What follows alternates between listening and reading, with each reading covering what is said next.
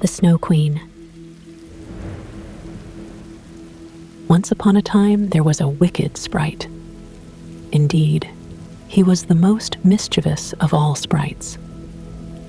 One day, he was in a very good humor, for he had made a mirror with the power of causing all that was good and beautiful, when it was reflected therein, to look poor and mean.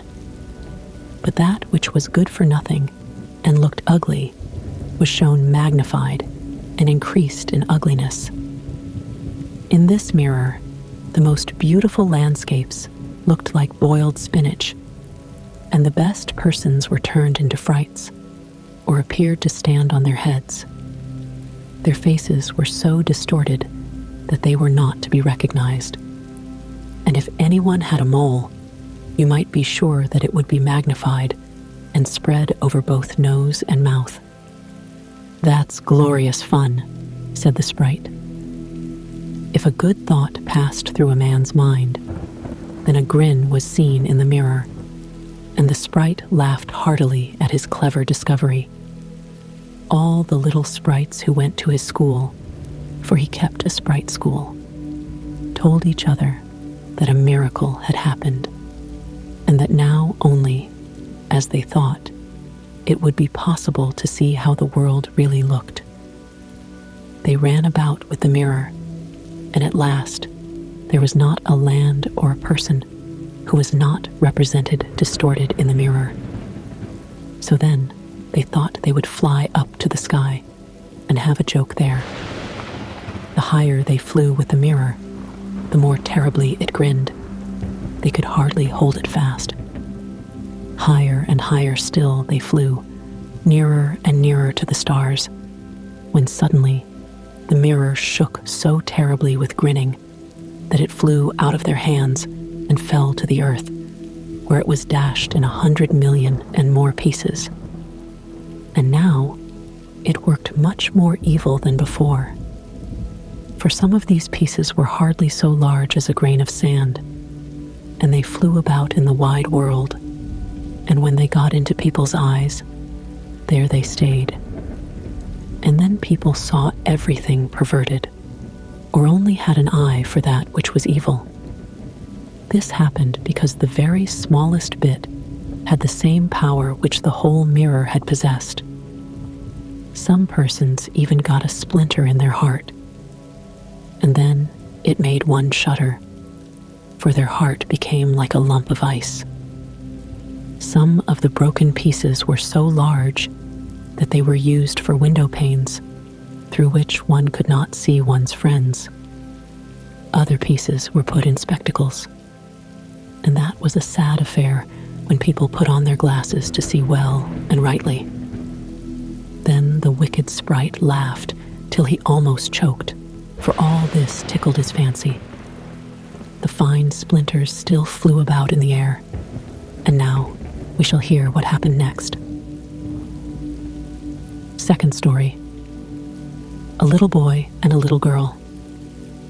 In a large town where there are so many houses and so many people that there is no roof left for everybody to have a little garden, and where, on this account, most persons are obliged to content themselves with flowers in pots, there lived two little children who had a garden somewhat larger than a flower pot.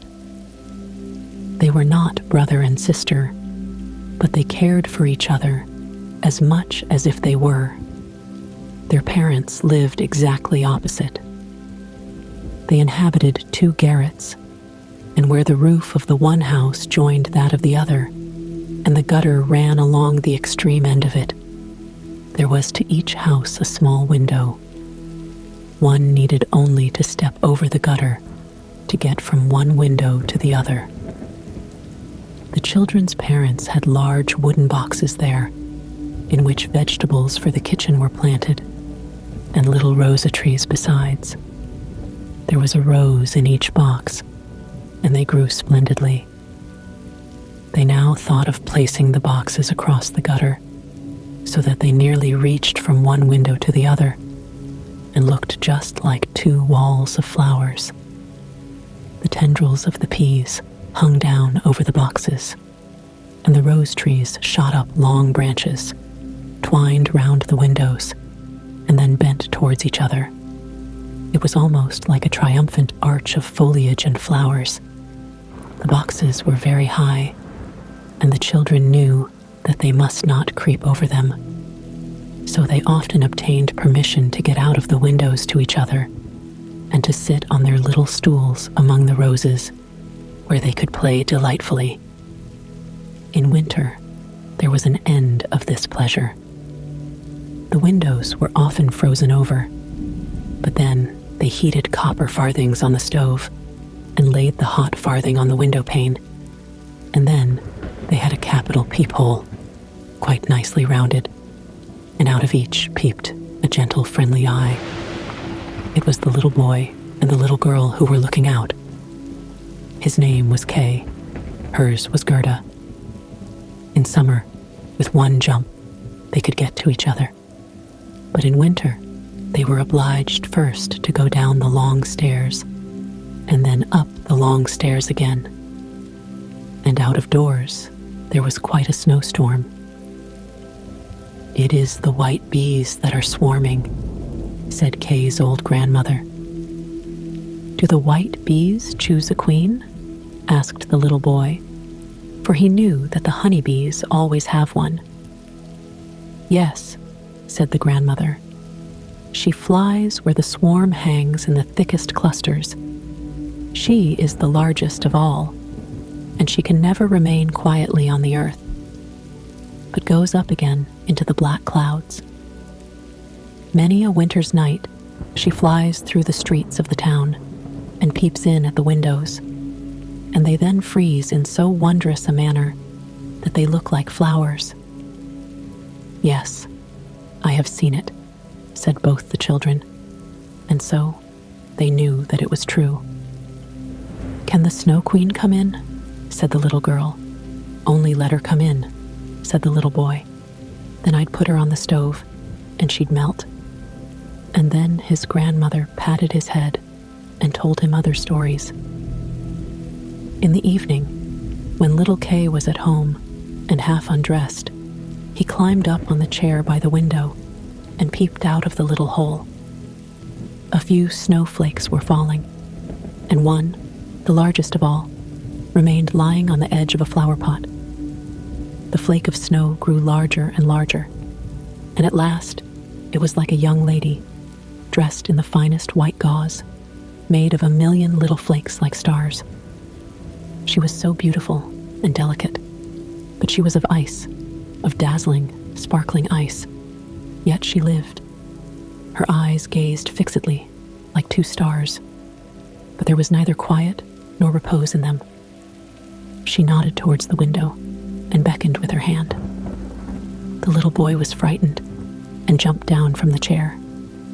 It seemed to him as if, at the same moment, a large bird flew past the window.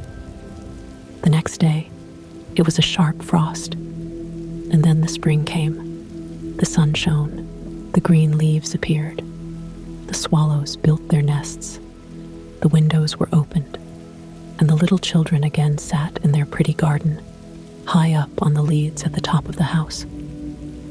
That summer, the roses flowered in unwonted beauty.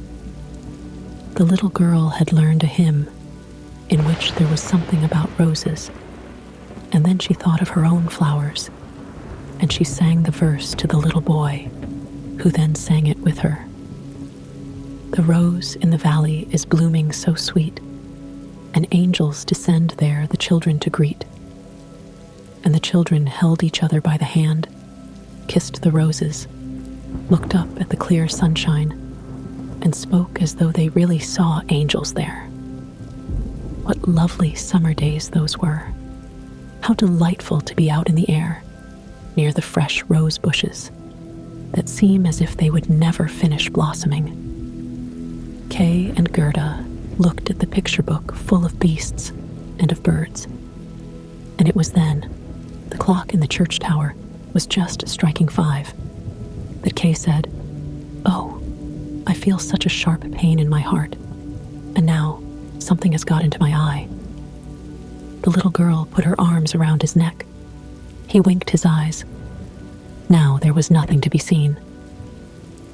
"I think it is out now," said he. But it was not.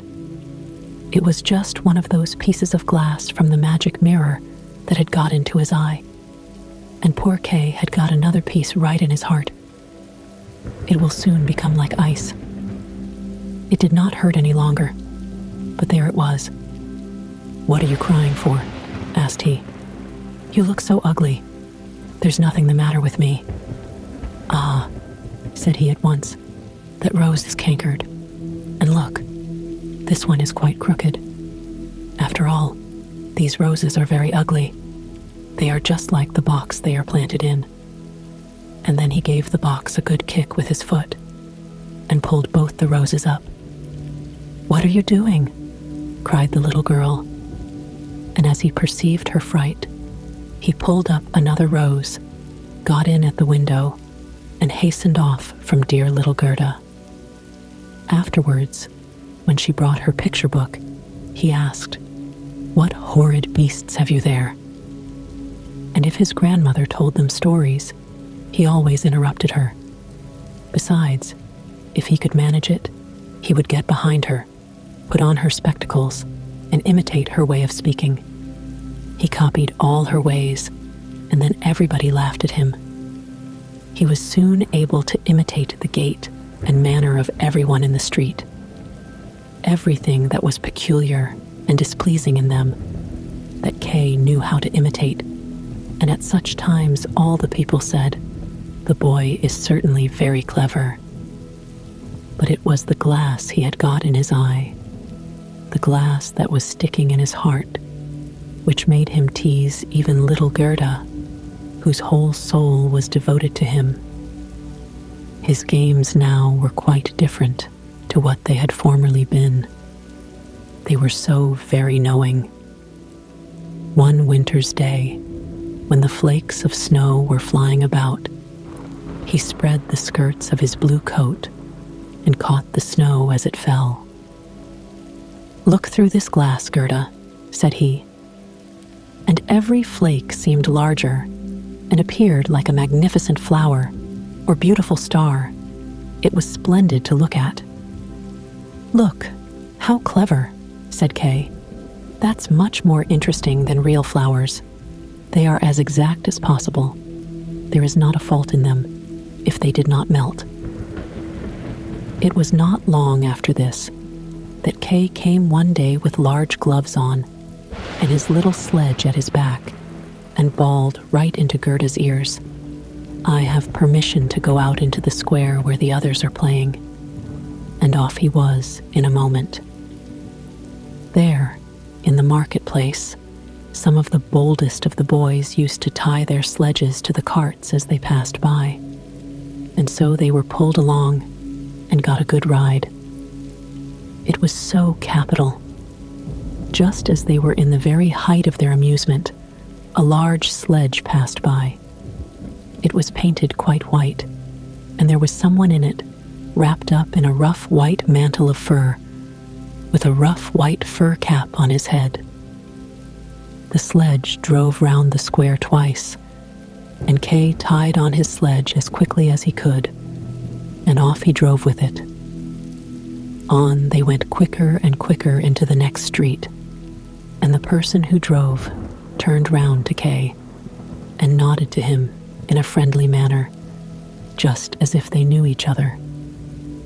Every time he was going to untie his sledge, the person nodded to him, and then Kay sat quiet.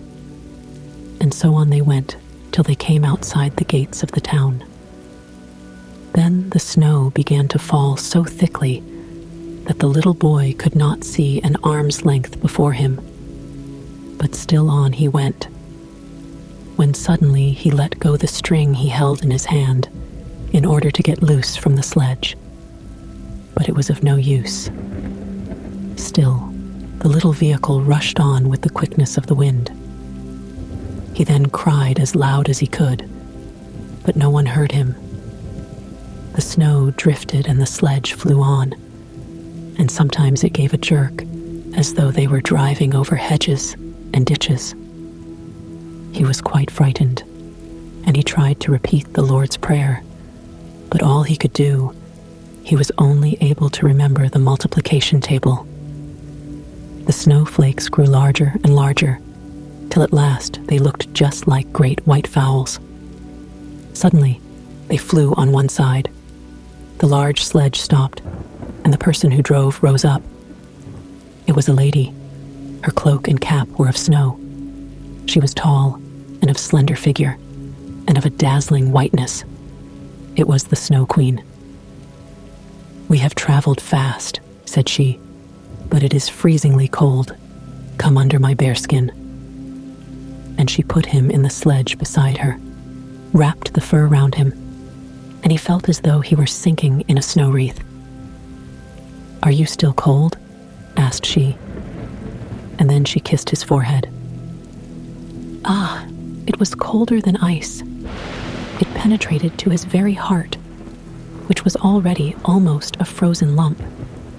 It seemed to him as if he were about to die. But a moment more, and it was quite congenial to him, and he did not remark the cold that was around him. "My sledge!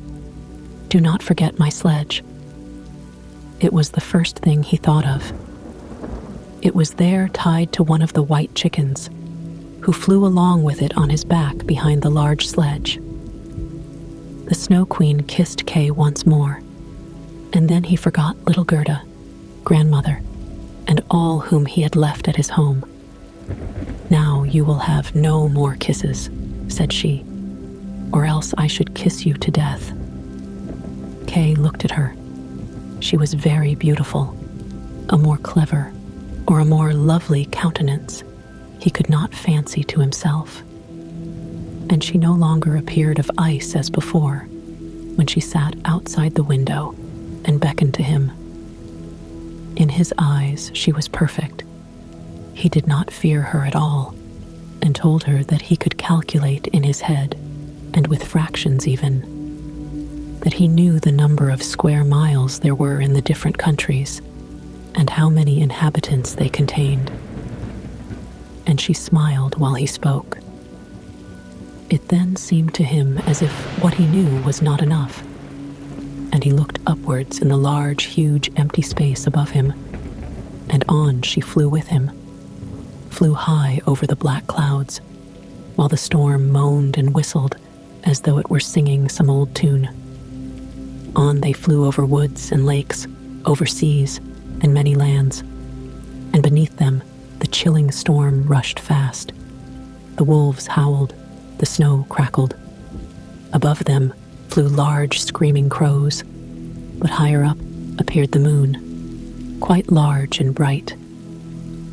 And it was on it that Kay gazed during the long, long winter's night, while by day he slept at the feet of the Snow Queen. Third story of the Flower Garden. At the old woman's who understood witchcraft. But what became of little Gerda when Kay did not return? Where could he be? Nobody knew. Nobody could give any intelligence. All the boys knew was that they had seen him tie his sledge to another large and splendid one, which drove down the street and out of the town. Nobody knew where he was. Many sad tears were shed, and little Gerda wept long and bitterly. At last, she said he must be dead, that he had been drowned in the river, which flowed close to the town. Oh, those were very long and dismal winter evenings. At last, spring came, with its warm sunshine. "Kay is dead and gone," said little Gerda. "That I don't believe," said the sunshine. "Kay is dead and gone," said she to the swallows. "That I don't believe," said they. And at last, little Gerda did not think so any longer either. "I'll put on my red shoes," said she one morning. "Kay has never seen them, and then I'll go down to the river and ask there." It was quite early. She kissed her old grandmother, who was still asleep, put on her red shoes, and went alone to the river. Is it true that you have taken my little playfellow? I will make you a present of my red shoes if you will give him back to me." And, as it seemed to her, the blue waves nodded in a strange manner. Then she took off her red shoes, the most precious things she possessed, and threw them both into the river. But they fell close to the bank, and the little waves bore them immediately to land. It was as if the stream would not take what was dearest to her, for in reality, it had not got little Kay. But Gerda thought that she had not thrown the shoes out far enough, so she clambered into a boat which lay among the rushes, went to the farthest end, and threw out the shoes. But the boat was not fastened, and the motion which she occasioned made it drift from the shore. She observed this and hastened to get back, but before she could do so, the boat was more than a yard from the land and was gliding quickly onward.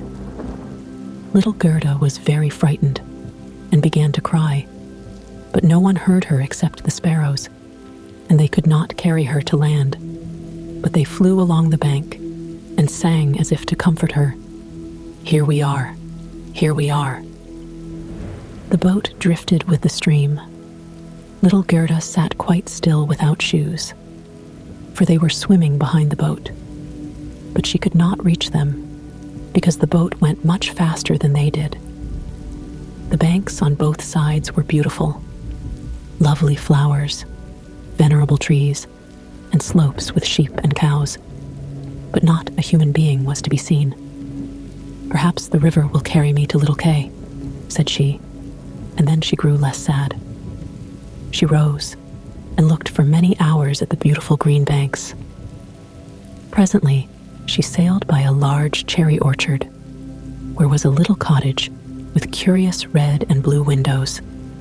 It was thatched, and before it, 2 wooden soldiers stood sentry and presented arms when anyone went past. Gerda called to them, for she thought they were alive, but they, of course, did not answer.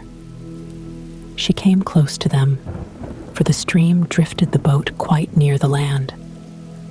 Gerda called still louder, and an old woman then came out of the cottage, leaning upon a crooked stick. She had a large, broad-brimmed hat on, painted with the most splendid flowers. "Poor little child," said the old woman. "How did you get upon the large, rapid river, to be driven about so in the wide world?" And then the old woman went into the water, caught hold of the boat with her crooked stick, drew it to the bank, and lifted little Gerda out. And Gerda was so glad to be on dry land again, but she was rather afraid of the strange old woman. "But come and tell me who you are and how you came here," said she. And Gerda told her all, and the old woman shook her head and said, "Ahem, ahem." And when Gerda had told her everything, and asked her if she had not seen little Kay, the woman answered that he had not passed there, but he no doubt would come. And she told her not to be cast down, but taste her cherries, and look at her flowers, which were finer than any in a picture book, each of which could tell a whole story. She then took Gerda by the hand, led her into the little cottage, and locked the door. The windows were very high up. The glass was red, blue, and green, and the sunlight shone through quite wondrously in all sorts of colors. On the table stood the most exquisite cherries, and Gerda ate as many as she chose, for she had permission to do so. While she was eating, the old woman combed her hair with a golden comb, and her hair curled and shone with a lovely golden color around that sweet little face, which was so round and so like a rose. "I have often longed for such a dear little girl," said the old woman. "Now you shall see how well we agree together." and while she combed little Gerda's hair, the child forgot her foster brother Kay more and more, for the old woman understood magic, but she was no evil being. She only practiced witchcraft a little, for her own private amusement, and now she wanted very much to keep little Gerda. She therefore went out in the garden, stretched out her crooked stick towards the rose bushes, which, beautifully as they were blowing, all sank into the earth, and no one could tell where they had stood. The old woman feared that if Gerda should see the roses, she would then think of her own, would remember little Kay, and run away from her. She now led Gerda into the flower garden. Oh, what odor and what loveliness was there! Every flower that one could think of, and of every season, stood there in fullest bloom. No picture book could be gayer or more beautiful. Gerda jumped for joy and played till the sun set behind the tall cherry tree. She then had a pretty bed with a red silken coverlet filled with blue violets. She fell asleep and had as pleasant dreams as ever, a queen on her wedding day. The next morning, she went to play with the flowers in the warm sunshine, and thus passed away a day. Gerda knew every flower, and numerous as they were, it still seemed to Gerda that one was wanting, though she did not know which. One day, while she was looking at the hat of the old woman painted with flowers, the most beautiful of them all seemed to her to be a rose. The old woman had forgotten to take it from her hat when she made the others vanish in the earth. But so it is when one's thoughts are not collected. "What?" said Gerda. "Are there no roses here?" And she ran about amongst the flower beds and looked, but there was not one to be found. She then sat down and wept, but her hot tears fell just where a rose bush had sunk. And when her warm tears watered the ground, the tree shot up suddenly, as fresh and blooming as when it had been swallowed up. Gerda kissed the roses, thought of her own dear roses at home, and with them of little Kay. "Oh, how long I have stayed," said the little girl. "I intended to look for Kay. Don't you know where he is?" she asked of the roses. "Do you think he is dead and gone?" "Dead? He certainly is not," said the roses. "We have been in the earth where all the dead are, but Kay was not there." "Many thanks," said little Gerda, and she went to the other flowers, looked into their cups, and asked, "Don't you know where little Kay is?" But every flower stood in the sunshine and dreamed its own fairy tale or its own story, and they all told her very many things, but not one knew anything of Kay. Well, what did the tiger lily say? "Hearest thou not the drum? Bum, bum, those are the only two tones, always bum, bum, hark to the plaintive song of the old woman, to the call of the priests. The Hindu woman in her long robe stands upon the funeral pile. The flames rise around her and her dead husband, but the Hindu woman thinks on the living one in the surrounding circle, on him whose eyes burn hotter than the flames, on him, the fire of whose eyes pierces her heart more than the flames which soon will burn her body to ashes. Can the heart's flame die in the flame of the funeral pile? I don't understand that at all," said little Gerda. "That is my story," said the lily. "What did the convolvulus say?" "Projecting over a narrow mountain path, there hangs an old feudal castle. Thick evergreens grow on the dilapidated walls, and around the altar, where a lovely maiden is standing. She bends over the railing and looks out upon the rose. No fresher rose hangs on the branches than she. No apple blossom carried away by the wind is more buoyant. How her silken robe is rustling! Is he not yet come?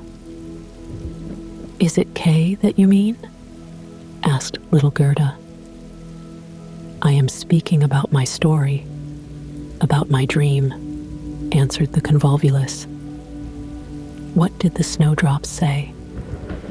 Between the trees, a long board is hanging. It is a swing. 2 little girls are sitting in it and swing themselves backwards and forwards. Their frocks are as white as snow, and long green silk ribbons flutter from their bonnets. Their brother, who is older than they are, stands up in the swing. He twines his arms round the cords to hold himself fast, for in one hand he has a little cup, and in the other a clay pipe. He is blowing soap bubbles. The swing moves, and the bubbles float in charming, changing colors. The last is still hanging to the end of the pipe and rocks in the breeze. The swing moves. The little black dog, as light as a soap bubble, jumps up on his hind legs to try to get into the swing. It moves. The dog falls down, barks, and is angry. They tease him. The bubble bursts. A swing, a bursting bubble. Such is my song. What you relate may be very pretty, but you tell it in so melancholy a manner, and do not mention Kay. What do the hyacinths say? There were once upon a time 3 sisters, quite transparent and very beautiful. The robe of the one was red, that of the second blue, and that of the third white. They danced hand in hand beside the calm lake in the clear moonshine. They were not elfin maidens, but mortal children. A sweet fragrance was smelt, and the maidens vanished in the wood. The fragrance grew stronger. 3 coffins, and in them 3 lovely maidens glided out of the forest and across the lake. The shining glowworms flew around like little floating lights. Do the dancing maidens sleep, or are they dead? The odor of the flowers says they are corpses. The evening bell tolls for the dead. You make me quite sad, said little Gerda. I cannot help thinking of the dead maidens. Oh, is little Kay really dead? The roses have been in the earth, and they say no. Ding dong, sounded the hyacinth bells. We do not toll for little Kay. We do not know him. That is our way of singing, the only one we have. And Gerda went to the ranunculuses that looked forth from among the shining green leaves. You are a little bright sun, said Gerda. Tell me if you know where I can find my playfellow. And the ranunculus shone brightly and looked again at Gerda. What song could the ranunculus sing? It was one that said nothing about Kay either. In a small court, the bright sun was shining in the first days of spring. The beams glided down the white walls of a neighbor's house, and close by the fresh yellow flowers were growing, shining like gold in the warm sun rays. An old grandmother was sitting in the air. Her granddaughter, the poor and lovely servant, just come for a short visit. She knows her grandmother. There was gold, pure virgin gold in that blessed kiss. There, that is my little story, said the ranunculus. My poor old grandmother, sighed Gerda. Yes, she is longing for me, no doubt. She is sorrowing for me, as she did for little Kay. But I will soon come home, and then I will bring Kay with me. It is of no use asking the flowers. They only know their own old rhymes and can tell me nothing. And she tucked up her frock to enable her to run quicker, but the narcissus gave her a knock on the leg just as she was going to jump over it. So she stood still, looked at the long yellow flower, and asked, You perhaps know something? And she bent down to the narcissus. And what did it say? I can see myself. I can see myself. Oh, how odorous I am. Up in the little garret there stands, half-dressed, a little dancer. She stands now on one leg, now on both. She despises the whole world, yet she lives only in imagination. She pours water out of the teapot over a piece of stuff, which she holds in her hand. It is the bodice. Cleanliness is a fine thing. The white dress is hanging on the hook. It was washed in the teapot and dried on the roof. She puts it on, ties a saffron-colored kerchief round her neck, and then the gown looks whiter. I can see myself. I can see myself. "That's nothing to me," said little Gerda. "That does not concern me." And then off she ran to the further end of the garden. The gate was locked, but she shook the rusted bolt till it was loosened, and the gate opened, and little Gerda ran off barefooted into the wide world. She looked round her thrice, but no one followed her. At last she could run no longer. She sat down on a large stone, and when she looked about her, she saw that the summer had passed. It was late in the autumn, but that one could not remark in the beautiful garden, where there was always sunshine, and where there were flowers the whole year round. "Dear me, how long I have stayed," said Gerda. "Autumn is come. I must not rest any longer." And she got up to go further. Oh, how tender and wearied her little feet were. All around it looked so cold and raw. The long willow leaves were quite yellow, and the fog dripped from them like water. One leaf fell after the other. The sloes only stood full of fruit, which set one's teeth on edge. Oh, how dark and comfortless it was in the dreary world.